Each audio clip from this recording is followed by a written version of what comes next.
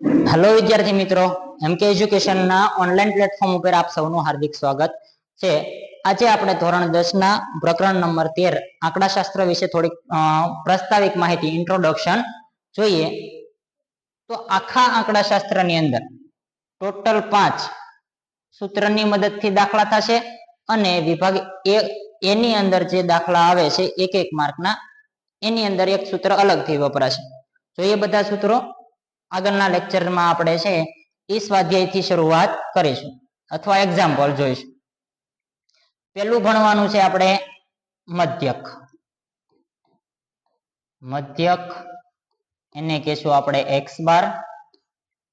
બીજો મધ્યસ્થ એને કહેશું એમ. અને ત્રીજું જોવાનું છે બહુલક.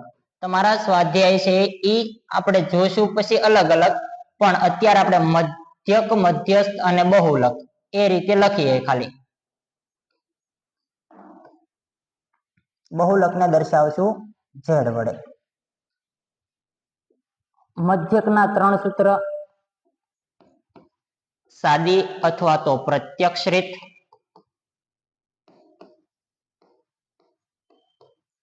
જેમાં એક્સ બાર બરાબર સિગ્મા એફઆઈ એક્સઆઈ છેદમાં સિગ્મા એફઆઈ.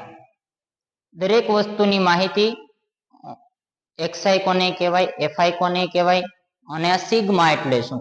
સિગ્માનો અર્થ આપણે અહીંયા શું લેવાનો છે? સરવાળો. બીજું સૂત્ર આવે છે ધારેલા મધ્યકની રીત. મધ્યકની રીત એમાં એક્સ બાર બરાબર એ પ્લસ સિગ્મા એફઆઈ ડીઆઈ છેદમાં સિગ્મા એફઆઈ. અને એફઆઈ ને આપણા ધોરણ 9 પ્રમાણે, જૂના પ્રમાણે કહેવા જઈએ તો આવૃત્તિનો સરવાળો, એટલે કે એન પણ કહેવું હોય તો કહી શકાય.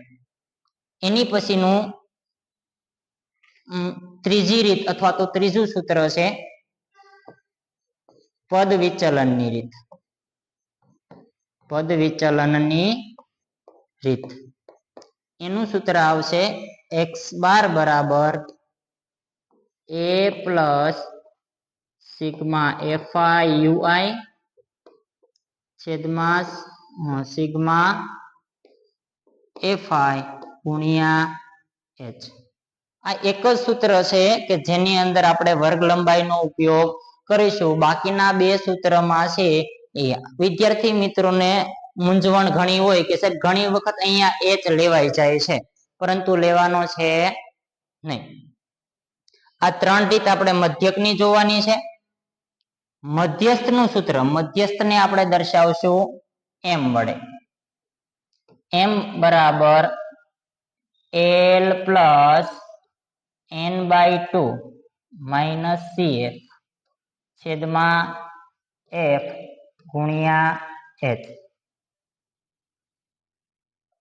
આની અંદર તો સૂત્ર ઘણા બધા છે, કોને કોને શું કહેવાય એ લખી શકતા નથી, પરંતુ આપણી પાસે આમાં સૂત્ર એક જ છે અને દરેક વસ્તુને દર્શાવી હોય તો લખી શકાય.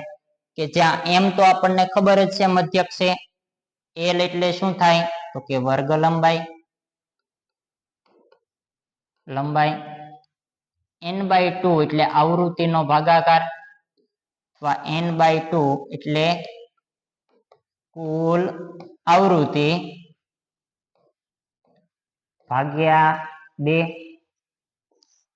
સીએફ એટલે સંચય આવૃત્તિ. આવૃત્તિ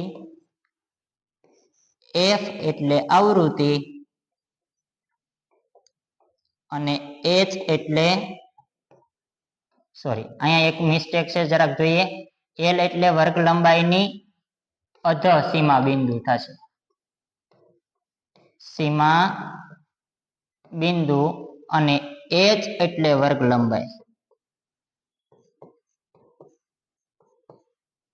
અધ સીમા બિંદુ અને ઉર્ધ્વ સીમા બિંદુ થોડુંક સમજીએ. કે દાખલા તરીકે આંકડાશાસ્ત્રની અંદર એક ખૂબ જ મહત્વનો મુદ્દો એટલે છે વર્ગ.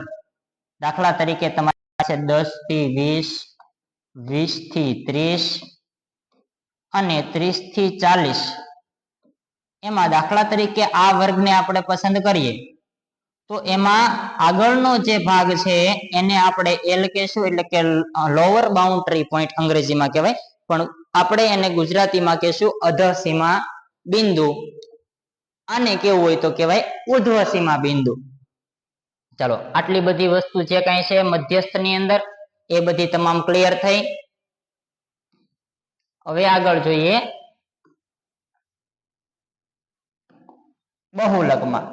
બહુલક ની અંદર પણ એક જ સૂત્ર છે કે z બરાબર L plus f1 minus f0 છેદમાં 2f1 minus f0 minus f2 ગુણ્યા h. અહીંયા ગુણાકારની નિશાની કરો કે ન કરો ચાલે.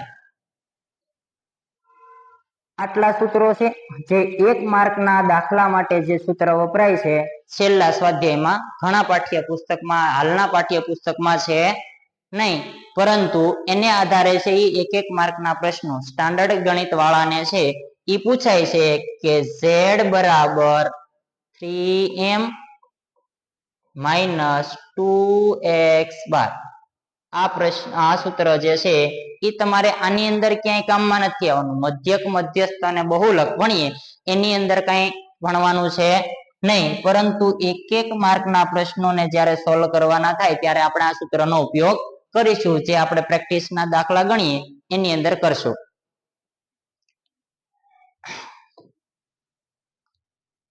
સ્વાધ્યાય તમારો છે 13.1, 13.3 અને આ સ્વાધ્યાય છે 13.2. આજે આ આંકડાશાસ્ત્રની માહિતી જે આપણે જોઈ એમાં આવતા લેક્ચરમાં આપણે સ્વાધ્યાય 13.1 ના 1-2 દાખલા તથા પાઠ્યપુસ્તકના જે એક્ઝામ્પલ છે એને સોલ્વ કરીશું. આટલે સુધી આજના જે વિરામ આપીએ. જય હિન્દ, જય ભારત.